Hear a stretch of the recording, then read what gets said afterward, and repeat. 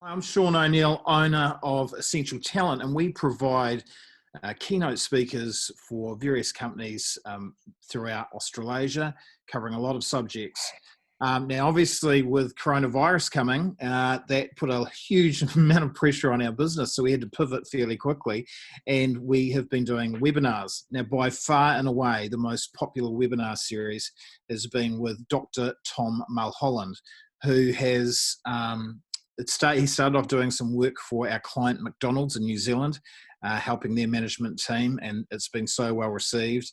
And we've had a whole lot of other companies as well interested in working with Dr. Tom. So it's a real honour to have him on board and part of our roster. And he's now going to talk you through what he covers in the webinar and how he can help your company and your team. Dr. Tom. Yeah, thanks, Sean. Well, it's great to be here, and thanks for reacting. Like survival of the fittest, and you have to adapt to survive. So certainly, with all my speaking engagements being cancelled all around the world and Australia as well, I thought the best way to get the content out is to do these webinars. So Sean got us in with McDonald's pretty quick, and we're well into those. And we've had feedback. Dr. Tom, thanks again for your time with your COVID-19 webinars. The positive feedback, has been really overwhelmingly positive. So that was from Brendan, the National Franchise Manager for McDonald's. So look, what I thought I'd do is just introduce myself, because you may not know who I am, and explain what gives me the authority to talk about COVID-19 and how it's going to affect you, how it affects your family and your business. Now, I'm just going to give you an overview of the webinars and sort of go through them quickly. This is not like the webinar itself, but just give you a bit of an idea so you know who I am and how I can help. So I like helping people. So let's be there, and I've been an emergency department doctor for 30 years now. I've worked all around the country and the world, really, in all sorts of places. I'm also an author. I've written a couple of best-selling books on healthy thinking I'm going to come to. I've been a speaker for about 20 years. I reckon I've done about 2,000 presentations now, Google, Microsoft, Hilton, all around the world, workshops, and now I can add a series of webinars to this. And certainly it's a different way of doing it, but the content's the same. It's just that I can't see you or hear you unless you're doing the Q&A, which has been proving really popular. I've also been an honorary lecturer in psychological medicine at the University of Auckland, and done a lot of research around how our emotions affect our ability to function and around risk.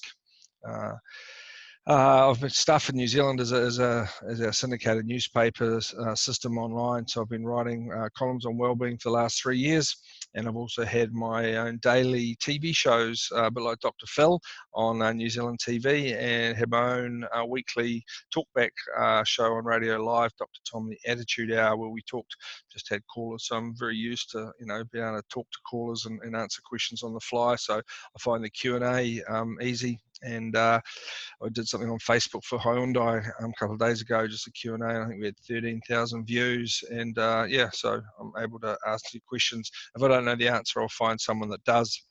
So as I say, I've been working at Auckland Hospital, but I've worked all around the country, and I was just speaking to one of my colleagues today, and hospital occupancy in our emergency department is down to about 32% at the hospital, whereas if you look at offshore in the UK and obviously New York, it's just getting slammed. So we're very fortunate in this country due to the measures that we've taken, and normally we're seeing about half the patients, I believe, go through our ED than normal because people are staying away. So obviously that's not sustainable, but I want to give you some advice on how you can stay safe and your loved ones, and also your employees. So a little bit about my pandemic experience. So I was an intern at San Francisco General ED in 1989 when AIDS was in full swing, and I remember just ventilators filled, same thing, just massive, amount of beds, and we'd go around every morning, and two questions were, does this patient have insurance? Excuse my American accent, and do they have any relatives? And if the answer is no to both of those, basically they were taken off a ventilator, and they passed away because there was a queue of people trying to get on ventilators with bilateral, what's called PCP pneumonia, which looks very similar to this acute respiratory distress sort of syndrome we're getting through COVID-19. So certainly experienced that, just been absolutely smashed, and our wards full of ventilated patients with pneumonia. Also saw bird flu H5N1 in 1997. Now, thankfully, that's got a 60% mortality, which is huge. Whereas you look at COVID's about 0.2, we think, but unfortunately, bird flu doesn't get transmitted very easily, human to human. Thank goodness. SARS came along in 2003. There weren't any masks. There was hardly any PPE, and I've been running medical clinics trying to deal with this. H1N1 swine flu came in 2009, and it's very similar to the Spanish flu that came through in 1918. I saw a patient with swine flu, caught it myself, and I still think I've got a bit of a cough as a result of that. It's a pretty nasty disease, H1N1. You don't want to get it. So every year, for 30 years, I've seen influenza cases. That's why I get vaccinated. And if you look globally, it's estimated about 750,000 people die of influenza every year. And, when it all washes out, it might be that COVID is twice that amount. But certainly, we see, thousands of people dying every year of influenza in the US. Maybe 30,000 people die of influenza, including 22-year-olds, 30-year-olds, but it just doesn't have the media sort of attention we get now. So I say I've seen it all before, but I have not seen this amount of panic before. So this webinar series is really designed to try and reduce some of the panic, or the panicdemic, as I call it, around COVID-19. So what's different about COVID-19? Well, it's fast transmission, right? Asymptomatic people, it might be 80% of people don't even know they've had it, but they'll test positive. There's also, as I say, asymptomatic spread, so people, you don't know that you've got it. So testing is quite, trying to get the numbers sensible around testing can be difficult.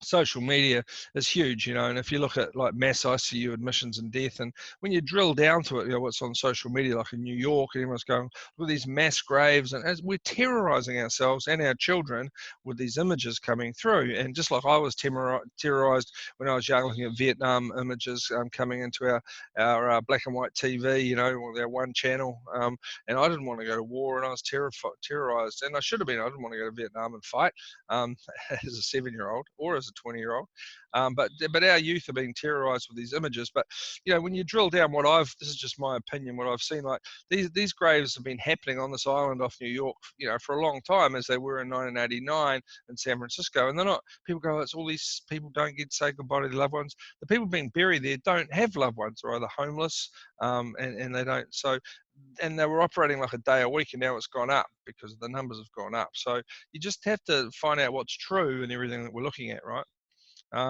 There's unpredictable projections in New Zealand, like we're saying, less than 100 deaths under modelling, or up to 30,000, and that's a massive difference, right? As I say, we still hear, stories of children dying, and in the webinars I can talk about immune systems and how,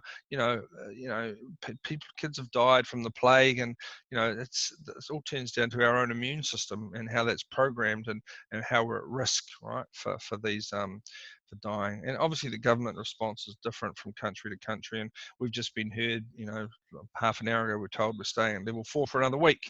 So we can't control the government response, but we can control our own response to this data, really. So, we're still in lockdown, and I reassure people the world will not end, but that has dramatically changed. So our first webinar of this series of 4, I'm just trying to set up around COVID-19 and then give regular updates through each webinar.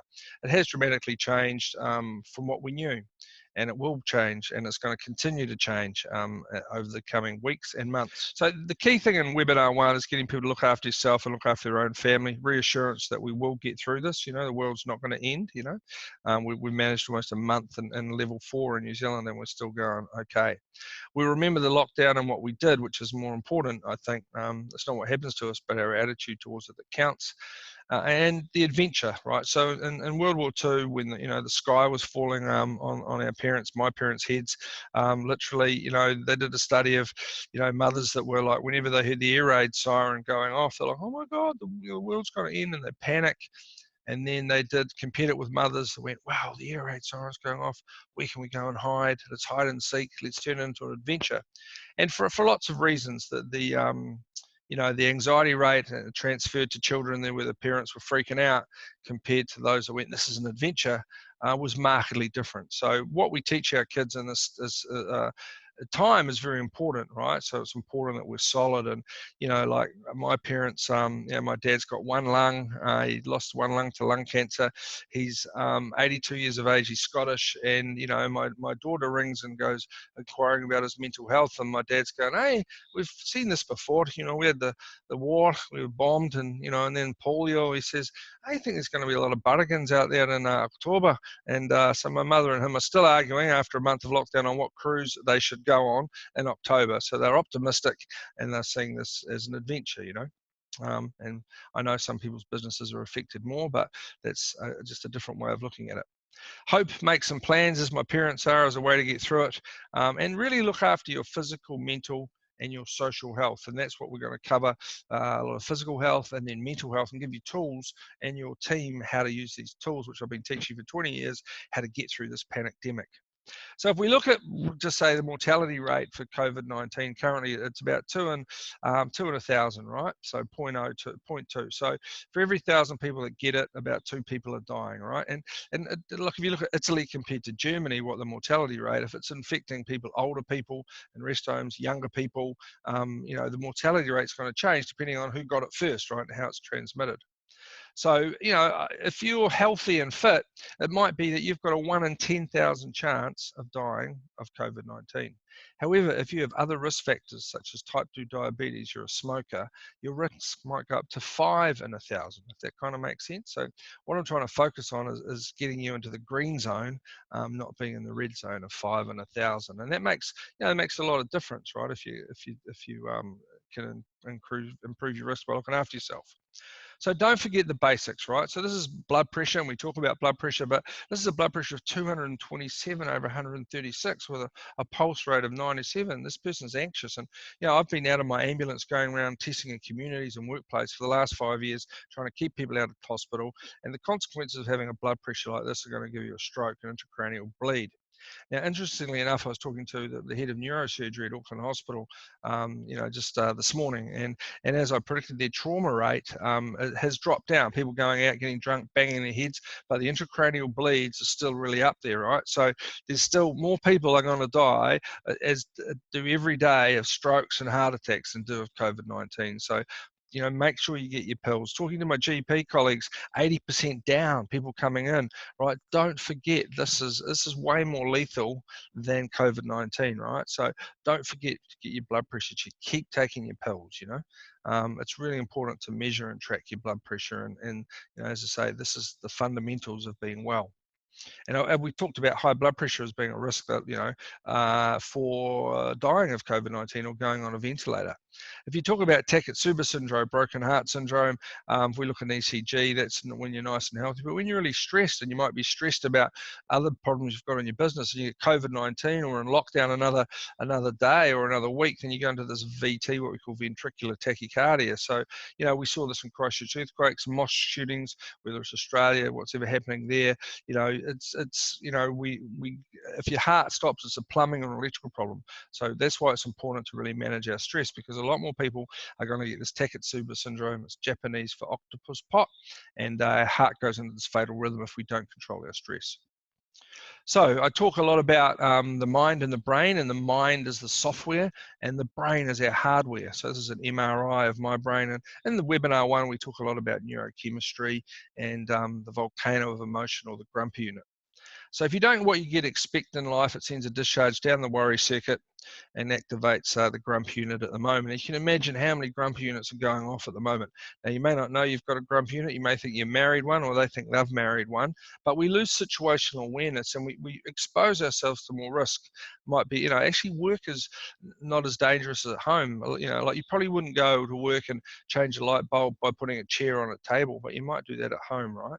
So really, we're trying to get signal back to our prefrontal cortex. So what are some tools that we can use? And in webinar 2 and 3, we really cover off some of these tools. Now, I didn't really expect my life to turn out the way it did, and I've been hit by a tsunami at 2 o'clock in the morning at this place called Grudgeon in G-Land, and I was working as a camp doctor in 1994, and it killed hundreds of people around me, and I was stuck there for 3 days. So I've certainly developed these tools out of adversity. I helped out in the Boxing Day tsunami in 2004 and went over to an island of Nias off the coast of Banda Aceh and was awarded a New Zealand Defence Force medal for helping out there. And really, you know, so I know what trauma is like, and also having worked in emergency departments for 30 years. I got divorced. That's not unusual. Some of you might be already. And then I got stabbed in a home invasion and nearly bled to death. Not by the same person who stabbed me, I should say. Then the other thing is, you know, I had this venture capital company, Dr. Global, which I started and then had you got all this money and created this Dr. Global. We were doing online consultations like 20 years ago, and we were told 20 years ago it was too dangerous to see a doctor online. Now we're told it's too dangerous to see a patient. So way ahead of my time, but basically got divorced, stabbed, lost my company in rapid succession. So, you know, basically I you know, got down myself and got depressed, and I thought, gee, you know, like, how do I get out of this? And being a doctor, I thought I need to find a way myself. So discovered what I call healthy thinking and wrote this book, which is in about 12 languages, and basically how to turn lemons into lemonade. And yeah, so it's been around for a while, but really developed a whole thinking pattern and tools, how we can change our thinking. And certainly we've got a big lemon on our hand with COVID-19. So how do we turn that into sugar-free lemonade, not affecting our diabetes? So I talk about the software. So here are the 10 unhealthy emotions, and you know, hopefully you're not angry right now, but you might be stressed about what's coming up. But if you're not stressed, and if you're not angry, if you're not anxious right now, how are you going to become angry? And the answer is, you know, to think of something to make you angry. So this essence of healthy thinking is what can we control in this pandemic, right? So we can control our panic, control our anxiety. So a trigger happens, which then creates a thought, which then creates an emotion, which then creates an action, and then creates, you know, a consequence or a benefit, depending on what you think. So in this webinar series, what I'm doing is explaining how you can change your thoughts and giving you some tools. It's called antivirus software for the mind. So what are you thinking about? And what we teach is a process. It's like whatever, whether it's McDonald's, you're trying to make a Big Mac, or, you know, if you're a forestry worker, you're trying to get a log that's finished. What are you processing? And in healthy thinking, we're trying to process the thought. What am I thinking that's making me anxious? What am I thinking that's making me angry? What am I thinking? Because it's not what's happening to you. It's what you're thinking about it that's making you angry. So we have some tools. One's called a cognitive switch, and I'm switching the signal. So when every time there's a crisis, and I've been teaching this for a long time, and talked to, you know, St. John ambulance workers in the Christchurch earthquakes, and, you know, crisis equals an opportunity. So what's the opportunity here? You know, what are the opportunities with COVID-19? So straight away, when all my speaking gigs are like cancelled, you know, traveling, the opportunities to talk to Sean and Essential Talent, say, Sean, people are still wanting me to speak. I just can't get there. So let's do webinars, right? And they've worked out really, really well, and I'm really enjoying it. The only thing I miss is the travel, and I miss not looking at your faces and getting you know, feedback. But there is a Q&A session in the webinars that you can ask questions. You know, the other question is, why change your attitude? Well, you know, is your current one working for you, really? And often it's not. And then it's not COVID-19 that may harm you, but it's your attitude and well-being to it that will, right? So how can we best prepare, either physiologically or from a business perspective, to cope with COVID-19? So cognitive switches, you know, you can change how you think, how you feel, how you act. And one of my favorites is crisis equals opportunity. So the minute kind of everything went down and all the speaking, like boom, boom, boom, just cancelled overnight, I'm like, okay, what's the opportunity here, right? So the second I'm looking for the opportunity, I'm not wasting time. I'm sending signal back to my prefrontal cortex, the rational part of my brain, and I'm looking for the opportunity, right? I'm always looking for opportunity. There's no problems, there's only solutions. Like, life's a treasure hunt. Now, I know, like if you've got a loved one that's in intensive care at the moment, it's pretty hard to think that, okay? But this is an example of some cognitive switches. So, a lot of what I get is out of Stoic philosophy. So it's not what happens to me, but my attitude towards it that counts. We cover attitudes in webinar 3. There are no problems, only solutions. I don't even say that anymore. I just go, there are no challenges, only solutions. And you'll see some of the healthy thinking posters behind me. Will I worry about this in a month? Well, probably not. If the answer is yes, will I worry about it in 2 months, right? So, there's all these things that we can say to ourselves that calm ourselves down, reduce our heart rate, help us sleep, stop us ruminating. One pale blue dot in one of the workshops I ran as a guy like Carl Sagan, when he wrote about the Voyager, went out and looked back on the solar system, and Earth was just one pale blue dot. And he says that to himself when things are getting stressed. And non-COVID-19, look, what I'm experiencing with just one pale blue dot in the universe, and it's not significant, right? It's significant to me, but in the scheme of things, this is not significant. The future hasn't been made yet, right? So we can make the future by changing our thinking and changing our attitude. Another way to break rumination is, what am I grateful for? Like, I'm grateful that I'm breathing. I'm grateful that I don't have COVID that I know of. I'm grateful that I've still got a business. I'm grateful I've got family. I'm grateful I've got food. The minute and the second you're grateful for things, even at 2 in the morning, you're breaking that rumination cycle and you're helping you sleep, reducing cortisol, raising dopamine. So, we talk a lot about neurochemistry. So, let's say we're anxious. So this is more moving into webinar 2 now, but how do you know? I don't talk about positive or negative emotions. I talk about whether it's healthy or unhealthy. So how do we tell? And we run through a process called twigging. So are our thoughts true? Are they worth it? And do those thoughts help me achieve my goal? You've only got 2 choices in life. You change what you think, or you change what you do. You change the trigger, or you change your thoughts. If you get no to any one of these, you change your thought. If you get yes to all of them, you run through this other process, A, B, C, D. You alert the trigger, bypass, change, or delete. We've also got an e-learning program. You can go online and learn this stuff through an e-learning program. So emotion minus trigger equals thought.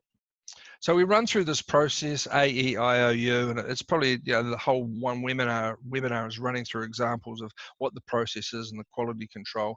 And if you give people tools to manage their anxiety, manage their stress, manage their anger, manage their frustration, then they don't come bothering you, well, not so much bothering you, but, they can sort it out themselves, right? And you can teach this to your kids as well. It's really useful to teach to your families. It takes a little while, but once you learn this tool, you can do this stuff on your own and just sort your own problems out. So in webinar 3, we run through these attitude profiles. So how I got to these is I looked at about 10,000 sets of data, and I noticed there were ways in that people got stressed themselves. So, the government should have done this, and this person should have done that. My kids should have tidied their room. That's the demander, the first on the left. But being a doctor, I wanted to invent a cure for these things. You can't just put people in boxes. This is attitude profiling, which is different from personality profiling. Personality profiling is trait. It's like your hardware, your brain, whereas attitude is your state, is your mind. So the opposite, if you go, the demander is the trader. So you'll say to your kids, instead of you should tidy your room, I would prefer it if you tidy your room, because if you don't, these are the consequences. So it's not about lowering your standards, it's by using neurosemantics and different words to create different examples. And the other thing, it's a really good way to deal with difficult people, right? So the fortune teller, don't do these webinars, that'll never work. I've been told that. The opposite below there, this explorer, how do you know unless you try? The judge, the denialer. So in webinar 3, we really run through these profiles. And once you start to notice these things, you can treat them, and you can treat them in yourself and others, right? And whether you're a demander, a fortune teller, a generalizer, a judge, a denialist, there's other ones as well. Doom merchants. Some people are addicted to being miserable. You say to them, have a nice day. They'll go, sorry, I've made other plans. So how do we find these traits, or I should say states in ourselves, and how do we cure them, right? So that's webinar 3.